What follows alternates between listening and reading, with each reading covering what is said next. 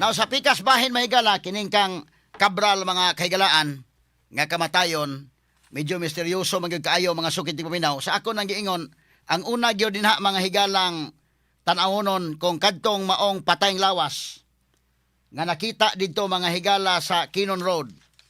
Kay didto man to sa Kinon Road mga sukit ti paminaw unya ni ambak man kuno to mga kahigalaan. Either ambak or disgrasya or murder. Kinihitabo mahigala ni Undersecretary Cathy Cabral, Maria Catalina Cabral. Ay ang tagtungod mahigala kon man, doon na ba nakakuhag dashcam de ani? Nga naglingkod-lingkod pa dito sa Kinon Road kini si Undersecretary Cabral. Naglingkod-lingkod pa kay napa-selfie man tong driver primero. Mura man tong proof of life to iyang selfie. Haman to iyang selfie dong. Tanawan ko dong kadali dong. Buntag pa dito Rekin, mga alas 8 buntag pa dito, no? Sayo na sila dito. Alas 10 buntag. Sayo na sila kantos Bagyo. Unya pag-abot na ng lugar sa may Kinon Road, ninaog si Cabral, pahangin-hangin siguro, mo instruction sa iyang driver. Sumoto katong selfie niya, ang sama tong selfie pag alas 3 na to. But doon na may nakalabay, kini, alas 3 na ni, kaya niinguman nga mo balik siya dito sa may Kinon Road. Mura man nga nagpa-selfie ni sana na nakuha sa Cabral dito mga higala sa kwan. Pero obserbarin ninyo ang iya bitang gisulot, kaya doon na may mga nag-observe man eh. Ang iyang gisulot o katong patayng lawas nga nakita dito sa Pangpang. Medyo doon na may sakto bang mga kwan na or lahi.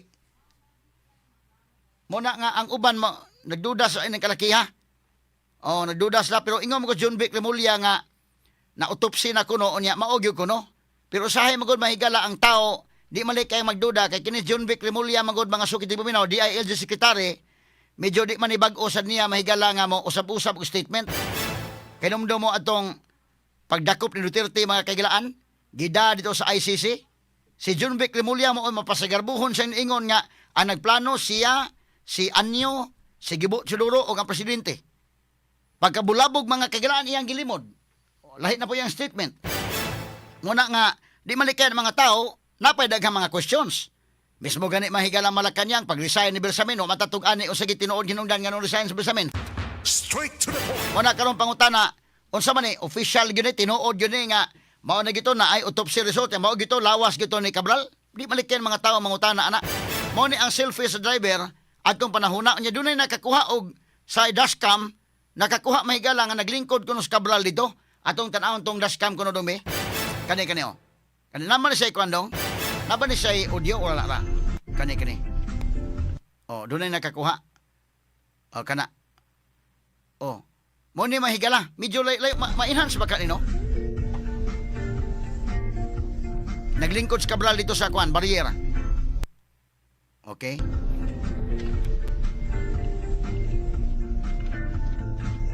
Kani. Naa siya diha. Okay, naglingkod siya diha. Batangi gilingin ko no dong. Okay, batangi ko no. Ang iyang gisulot ba day? Mura maglahi ang iyang gisulot. Sa kanang gisulot na niya, unsa man eh? Mura man eh, og naka-t-shirt nga kuan. O katong gisulot niya mga higala, pwede ba ni siyang matapad na to dong names? Atong i-divide ko no, ang pikas diri kaning nakuha sa dashcam, unya ang pikas, kani. Kana, i-coin ko no. Para mag-compare na to, be? Ayaw lang ipakita ko naong, okay di makita niya kong naong. Munahala sa nas Cabral.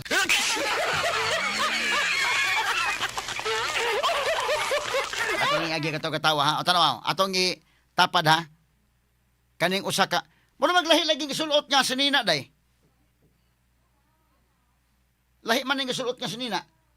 O sa man mo ni pag-abot nila ito sa kwan? O sa ICI na? Lahi na. Kaning sa ICI, pag abot niya sa ICI, pwede makuha na to ng video, kay mo man ang katong kwan. Nakaadto gid sa ICI, day. Bisigi ko no, katong video hapon nga dito sa ICI, ato laning tagag-pagtagad mga kaigalaan ha. Ato i-compare o.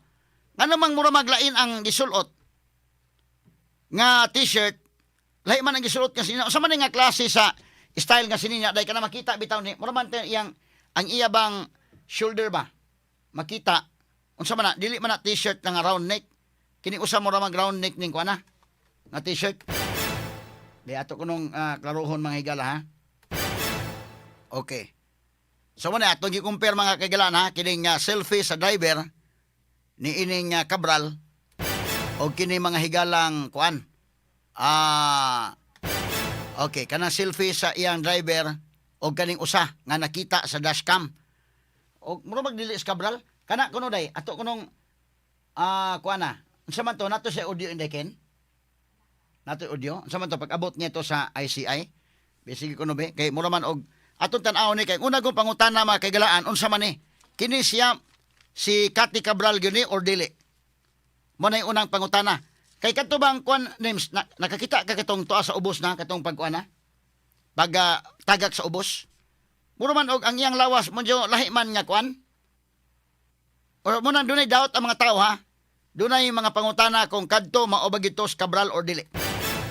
Kaning resulta sa autopsy sa man ni legit ni mao na gini kani mo ni.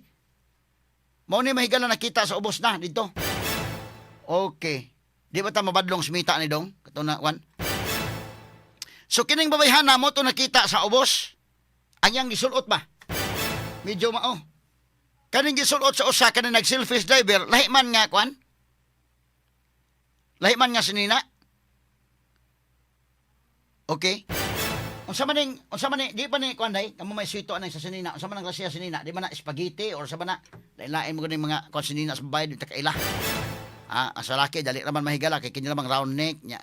Kanang polo shirt, polo, long sleeve mga higala ana no suit mao man itong sulot pag kini mga babae daghan pa ni sa mga kuan mga gown sa panang uban naay pay mga kuan na nila so mo ning sitwasyon na so ang iyang kuan kay una mo kong pangutana nato before ta mo adto mahigala nga namatay si Cabral gyud ni namatay ang unang pangutana siya ba gyud ni o dili o gimingon nga dili siya di ni maoning atong kuan ani pag-imbestigar.